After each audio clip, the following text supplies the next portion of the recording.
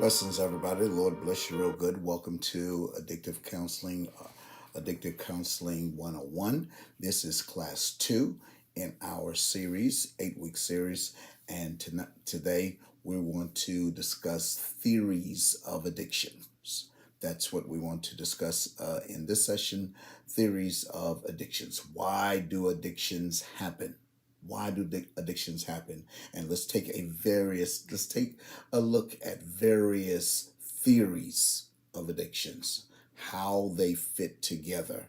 Um, Alcohol, drugs, promiscuity, uh,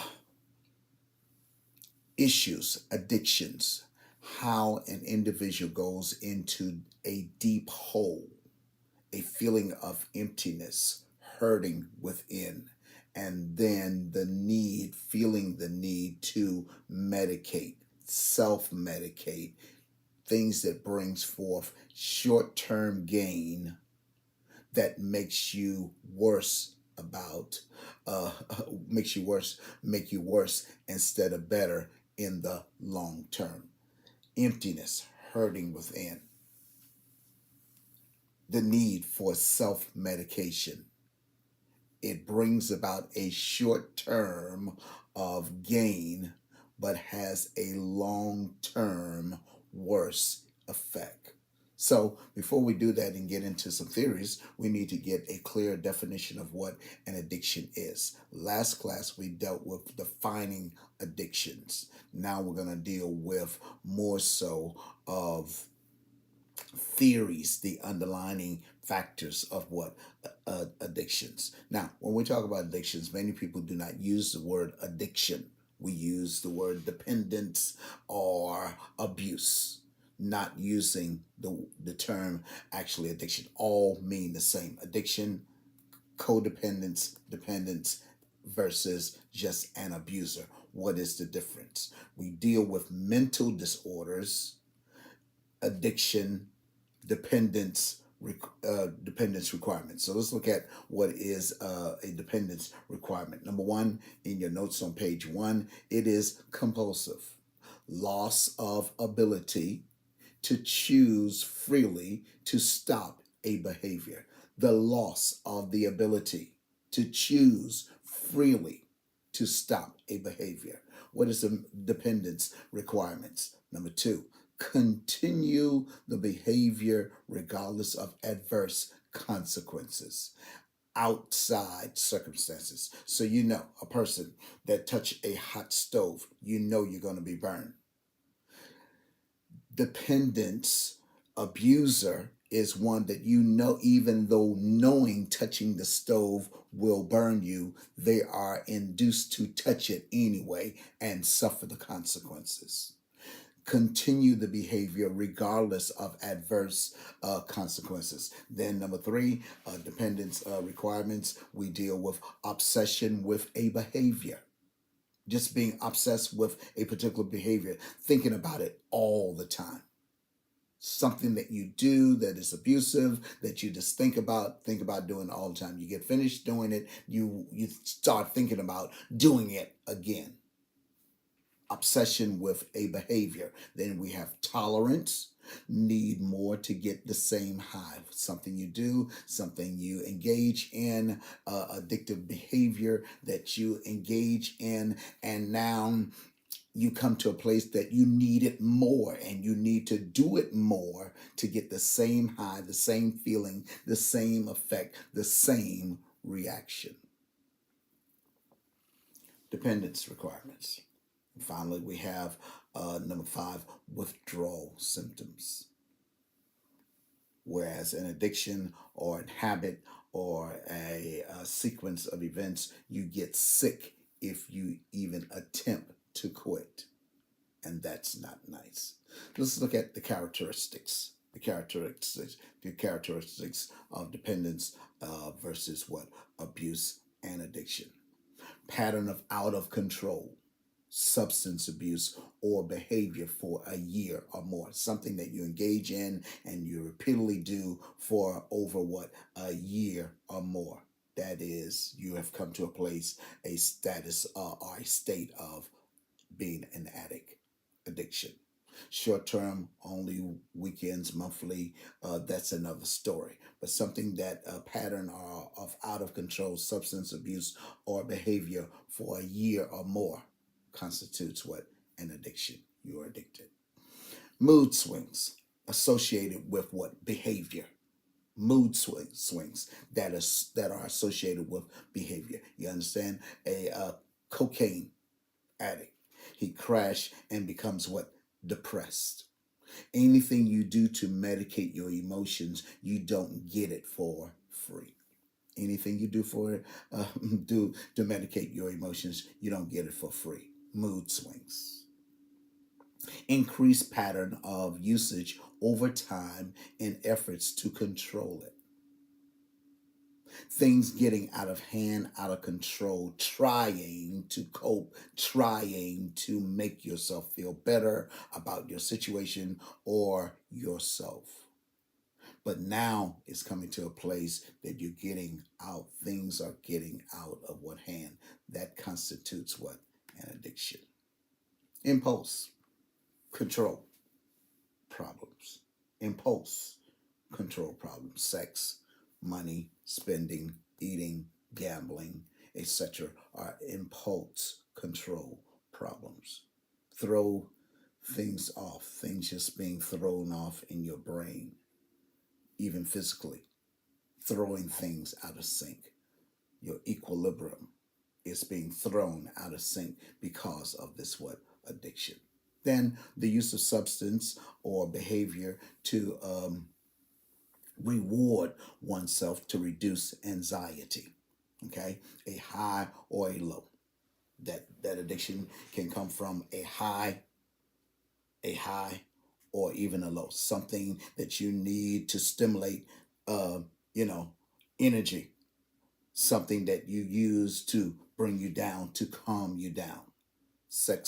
Usage because you are bored, then you must be stimulated to arouse, energy, arouse excitement in your life. I'm too hype, then I take something to bring me what? Down, to decrease what? Stress in your life. Other characteristics, page 2. Obsessing about in doing a drug or behavior becomes a central organizing principle in your life. Obsessing over it. Obsessing over it. Just thinking about it. I mean, every thought, every ideal, look toward doing this thing again and again and again.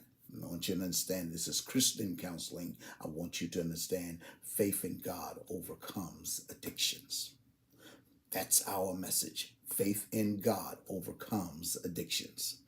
1 John 5:4. Whosoever is born of God overcomes the world. And this is the victory that overcomes the world. Even our what? Faith. Faith in God overcomes addictions. Or the addiction overcomes you. Experiencing consistent negative consequences due to the substance or behavior. How you feel after you have participated with a certain drug, a certain activity that has become an addiction. Okay?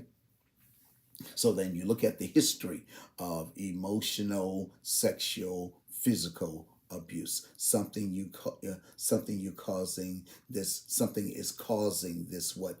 Emptiness. A family history of addiction, divorce, hurt, disengagement. Something is causing this emptiness within, and it's marked feelings of loneliness, abandonment, loss, shame, or worthlessness. Something is causing this. You remember understanding addiction? The feeling, the need for love, self-worth.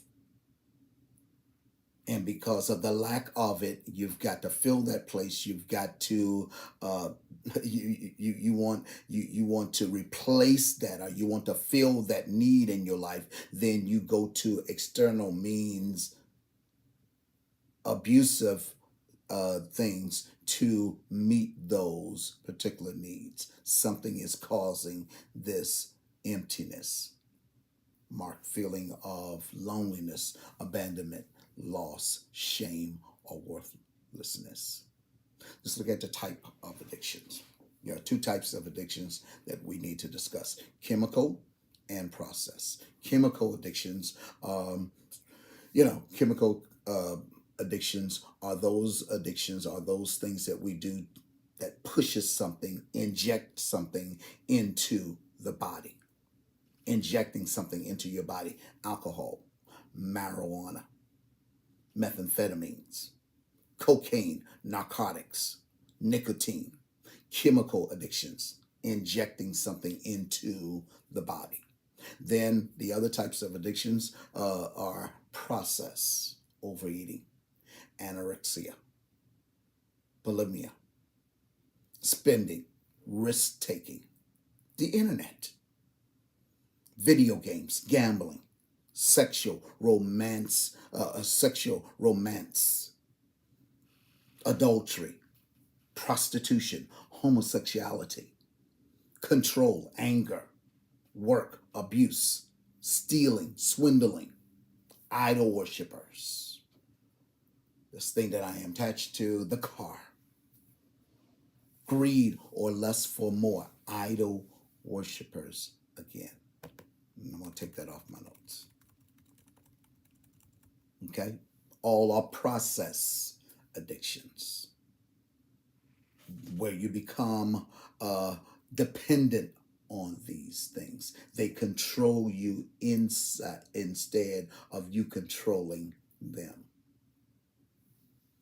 And if you understand multiple addictions, once one person is dealing with one thing or engaged in one thing, it always brings about something else attached to it. 25 to 50% of addicts are ADHD victims. 50% of sexual addicts, multiple addictions, they have some type of chemical dependencies, one thing leading to what another. So then you start medicating, self-medicating, and then you got to medicate to medicate and put something on top of that. Well, I start one thing and one thing does not stop. I've got to add something to it to get that same high, to get that same feeling that I got from the first thing I started. The deeper the cause, the greater the addiction, and the progress to another addiction is formed. And all you're doing is trying to function. You're trying to function. You're trying to bring about, medicate to get a normalcy for high or a what? Low. So now let's get into theories of addiction. Addictions, page 2, bottom of the page. We're going into page 3. Theories of addictions. We deal with addictive personalities, dependency, and you can be treated for, top of page 3, you can be treated for 30 days and return home and flop right back in, relapse back into the same patterns. Addictive personalities and what we call codependencies. Relying on drugs to solve problems versus relying on a person to solve problems. That emptiness for self-worth, love, or security, significance. That emptiness for self-worth, love, security, significance. The causes from lesson 1. Addictions don't come from nowhere. Some underlying factor is here. Feelings of emptiness, self-worth,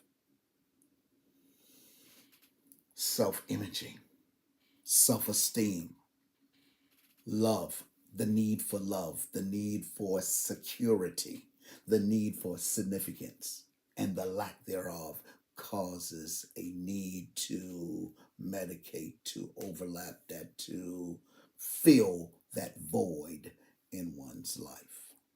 Family of origin. Selfishness is the rule.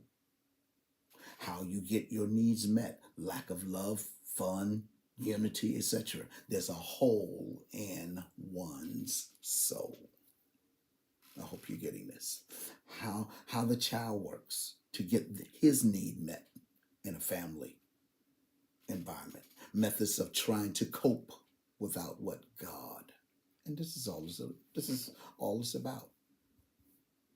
Emptiness, self-worthiness, the need for love, security, significance, and the need to do something to captivate this, to cover this, to deal with this, to cover these feelings, to add something to your life, to make yourself feel normal now. And without God, now I got to go to exterior platforms, things, self medications to feel normal.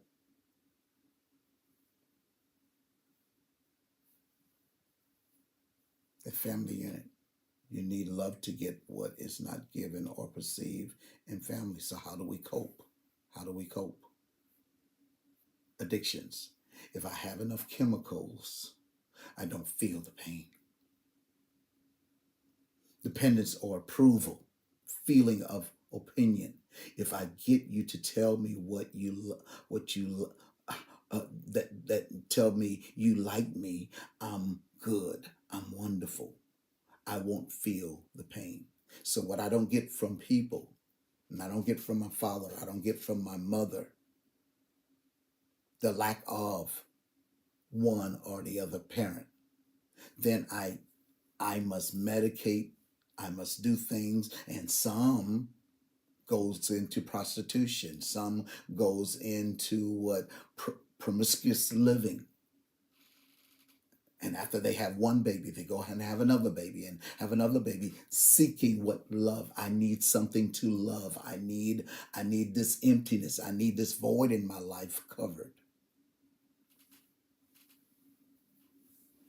Coping, addictions, dependence, or approval. I need the approval of others, of something. Independence through performance, controlling, making you all act right. Just making you just act right. We will have a good day once I am complete, or once I have committed this act, once I have gotten my high, my low, my whatever. Abuse. Force one to meet my what needs. This is how I cope. This is how I cope. Some people that are addicts, they need that at the beginning of the day to get through. They feel like get through the day. The first thing they do, drink. The first thing they do is to chemically inject so they can cope with life challenges they feel without what God. To function daily, make life work for them, taking care of the emptiness. Hole, there's a hole. There's a hole deep within. There is a hole deep within. Okay, so let's deal with symptoms of codependency and addictive personalities. Symptoms of codependency and addictive personalities. Driven by one or more addictions or compulsions in order to cope with emotions. Driven by one or more addictions or compulsions in order to cope with what? Emotions. Bound and tormented by the way things were in the dysfunctional family or origin or function. Self-image is very low. Okay, because this is going on in the family, and I'm lacking that security. I am lacking that significance. I am lacking that love. I'm lacking that self-worth. I am lacking that empty. I have this emptiness. Then to cope, I am driven by one or more addictions or compulsions in order to cope with my emotions, bound and tormented by the way things were in the dysfunctional family of origin or what function. Dysfunctional family brings on what? An addiction. Convinced, number two, that emotional happiness hinge on others. Feels inordinately responsible for others. So I must self medicate. Master of denial and suppression. Number six, worry about things you can't change and may try to change them. This drives certain people into what? Addictions. Codependent life punctuated by extremes. Number eight, looking for what is lacking in life. Symptoms of codependency and addictive personalities. Number nine, lack of objectivity. Number 10, warped sense of responsibility. Because I got so much, and I'm loaded with so much, and I have so much to cope. I depend on, I get addicted to whatever I need to help me survive, help me function. Controlling. And number 12, secondary characteristics of hurt, anger, abandonment, loneliness. Hurting people. No need of chemicals if you are feeling pretty good about your life. You don't need these stimulants, these stimuli. But hurting people, anger, abandonment, loneliness will drive. It is the cause. It is the symptom that brings people to addictive behaviors. And what are the addictive behaviors? Number two, medicating emotions and then never run, because it gives you a short-term satisfaction, but a long-term culture of pain. Medicating emotions. You have an emotional range. This is where I'm happy. This is where I'm complete. This is where I'm needed. And this may be where you are. And I've got to get here. So I medicate to get here. And then I come to a place where I got to do more to get here and take on another drug and take on another addictive substance or behavior to get here. Because I want to be at this range. I feel this is normal for me. So I got to do whatever I got to do to get here. And you keep compounding things on top of each other. This is the most I've ever been happy and depressed in your life. And that range moves. So now the range keeps moving.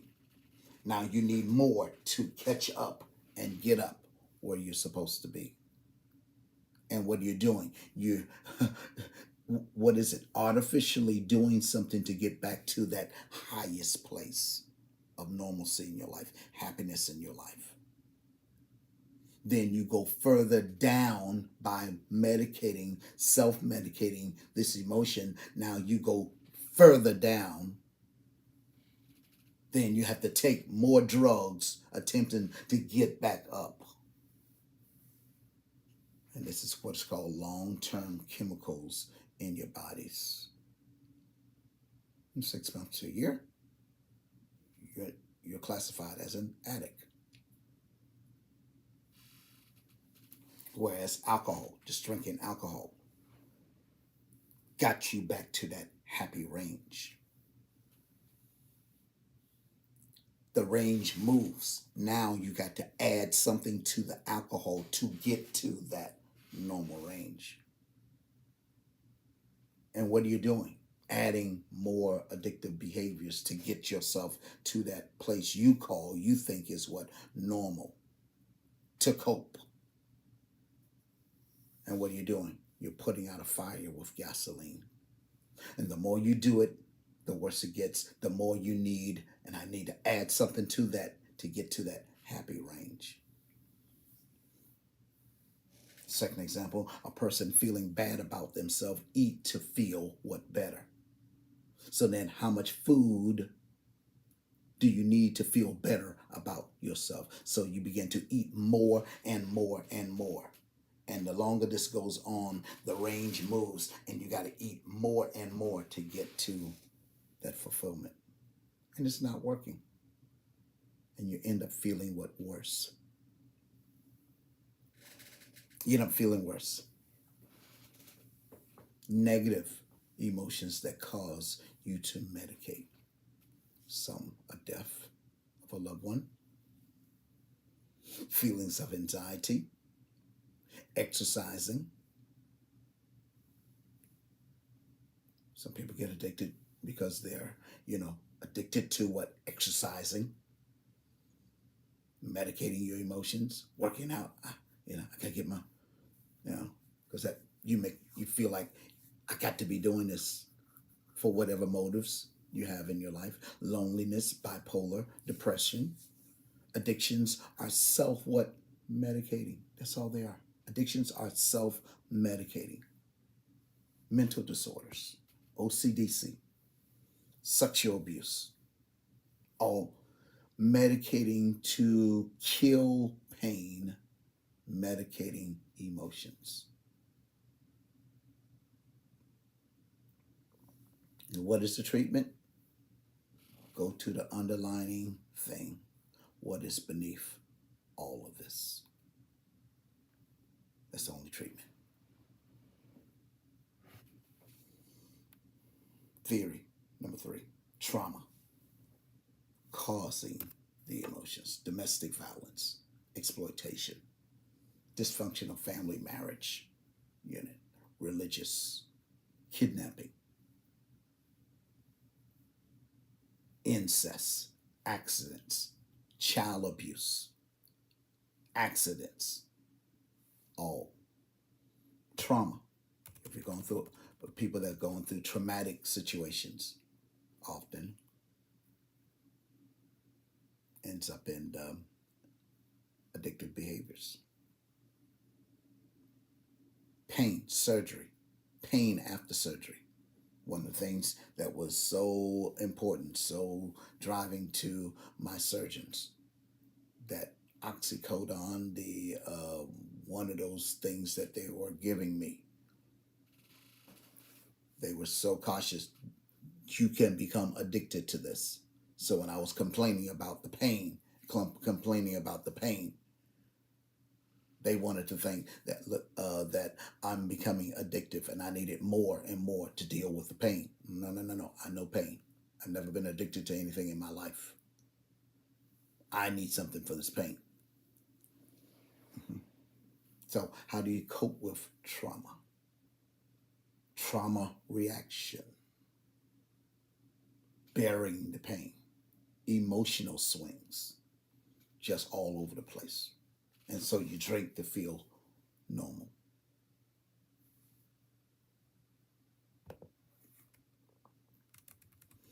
Trauma arousal. You seek more risk, hanging out with dangerous people. Trauma arousal, stimulated to feel what? Normal. So you do drugs. Number 3, trauma blocking, numbing pain, compulsive thinking, binging, reacting to the craziness, trying to fix myself, excessive drinking, trauma blocking, trauma splitting, disassociating from the what? Experience, trying to disassociate yourself from that traumatic experience. So you go into unrealistic or unreality through what? Drugs. marijuana, cocaine, to make your mind to go into unreality, losing themselves into it, gambling, trauma splitting, disassociating yourself from what they experienced. It did not happen. It did not happen. It did not happen. So I, I, I medicate to get my mind away from, to make me think that what was traumatic to me did not happen. That's the only way I cope. Number 5, trauma abstinence. Extreme things to get balance. Doing extreme things to get balance in your life, or to get in what control. Those that are anorexia. Extreme things to get balance, or to get what in control. Number 6, trauma shame. Trauma shame. Unworthiness of worthiness. Unworthiness or worthiness. Trauma shame. Cutting. Self-mutilation. Self-destructive behaviors are in trauma shame. Hurting oneself is in what? Trauma shame. How to cope with trauma. Trauma, number 7, trauma repetition. Recreating the trauma situation. They keep going back over and over in their mind. That accident. Replaying it like a video. Rewinding that video all the time.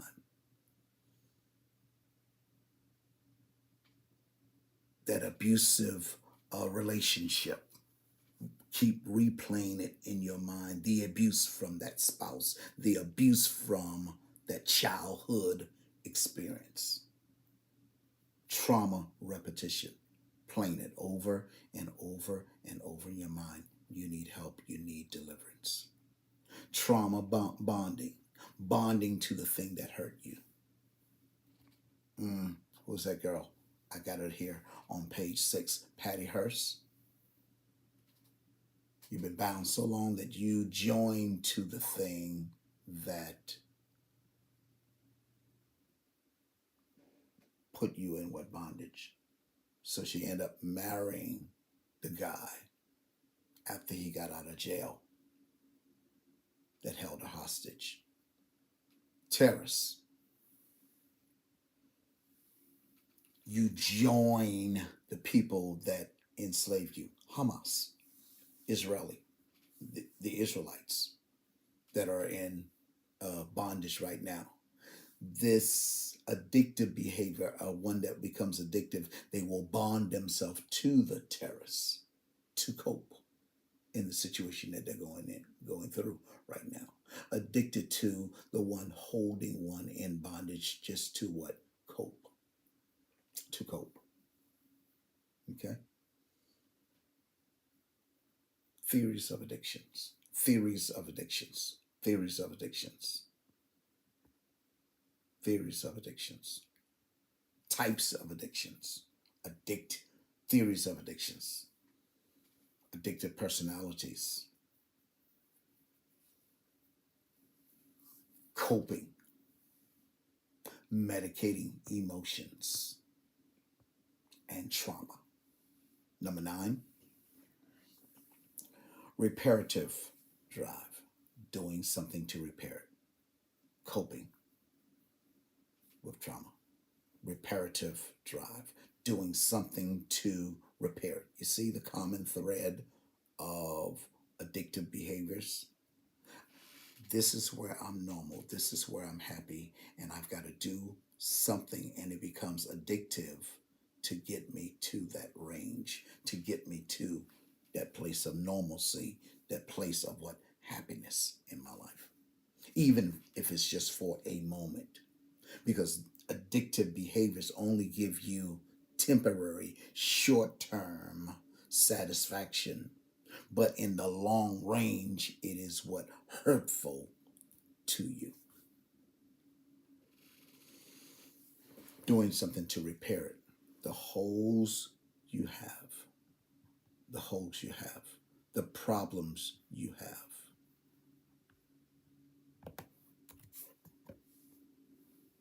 You recreate to solve them. Homosexuality. I have a good friend that was molested by his uncle when he was a child. And for years in his adult life, he practiced in what? Homosexuality. And his comment to me was, it is because what brought this on, this addictive lifestyle that he engaged in for years until delivered, was because of this what? Traumatic situation experience he had as a child. And reparative to repair it to make himself know, okay, this is normal.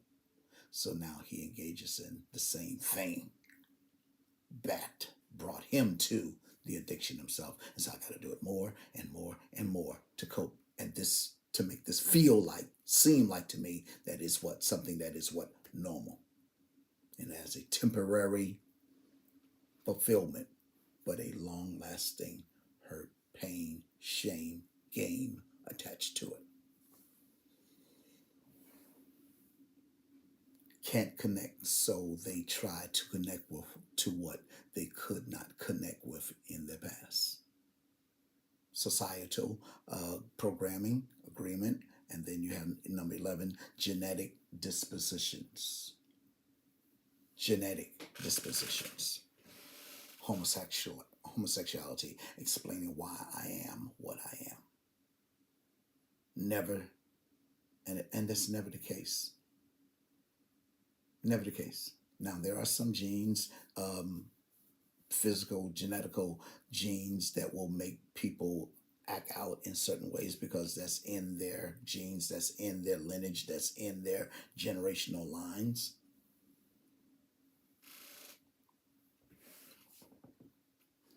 And then there are what Exodus 34:7 talks about, the generational what curses, the sins of the fathers are transferred to the third and fourth generations. Okay, so in addictions, you have short-term gains, self-reliant to cope with what? Life. And it does just not work. So you're digging a hole deeper and deeper and deeper. And what is happening the long term, you get into a what? A trap. And you cannot get out. I want you to understand, Jesus is the answer. Jesus is the answer. The answer to emptiness within that got you into this trap in the first place. Theories of addictions. What do I want to get out of this class? Dependence versus what? Abusers. Abuse. Understanding the characteristics of an addict. What are the types of what? Addictions. What are the types of addictions? Chemical versus what? Process. What I inject in my body, and then the processes of things I do that just becomes what? Addictive in my life. And then understand the theories of addictions. Addictive personalities in the household, in your life, wherever, and how to cope with them. How to cope with them. How to cope with addictions. And how I medicate addictions. Medicate emotions. Negative what? Emotions. How do I deal with traumatic issues and situations in my life? That is what? A theory, another theory of addictions. Understand, addictions only bring you short-term gain, but long-term pain. Short-term gain, long-term pain. Just to cope with life. How to cope with life. how to deal with a traumatic situation, how to deal with a need to feel emptiness, self worth, love, security, significance. Jesus is the answer, not chemical, injective substances, processes, overeating, anorexia, spending. Okay, I cope by shopping, I cope by spending, gambling, stealing, anger. I cope by spazzing out. That makes me feel in control. That makes me feel that I can control situations in my life, because in my life, in my family life, my father was a tyrant, and he had complete control. Now I need complete control in my life because I was abused in that area. So now I've got to become that. You don't. Jesus is the answer. Jesus is the answer. He is the answer. Sexual sins, romance sins, because I was abused, because I was molested, because I was abused somewhere in my life, raped, whatever. Now, to cope with those thoughts and those traumatic pictures and those reparative things that I've got to do, I become what afflicted me. Theories of addictions. Theories of addictions. How these addictions came about in the first place and how to cope with them. Jesus is your answer. Jesus is your answer. And with all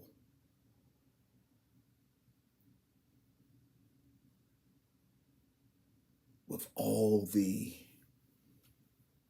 therapy, the counseling sessions, the sitting and talking through it, talking about it, talking with it, and in it, at the end of the day, you need that.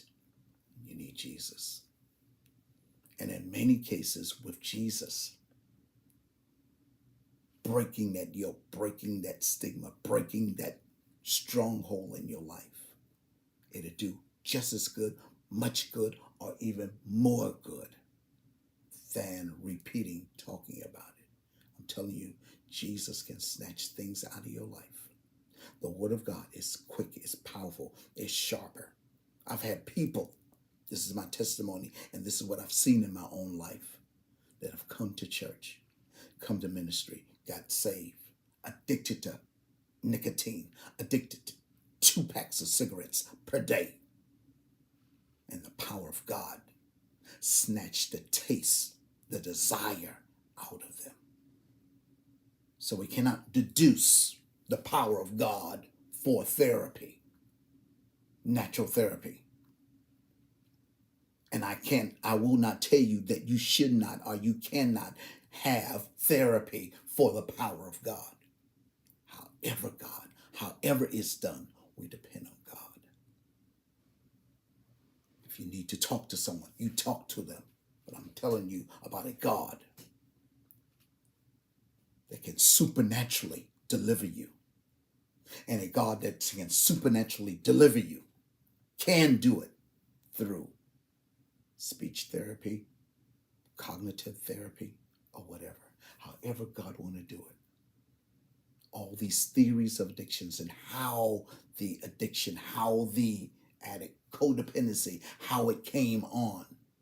There's a way out. There's a way out. There's a way through this to get you delivered, to get you set free. Because the addictive behavior, the substance, the acts, the processes, the habits, they bring short-term gain, but long-term pain. And Jesus is the answer to it all. Okay? So lesson 1, we've defined addictions. Lesson 2, we have gone through theories of addictions. Now get ready for class 3. Be blessed, highly blessed of the Lord.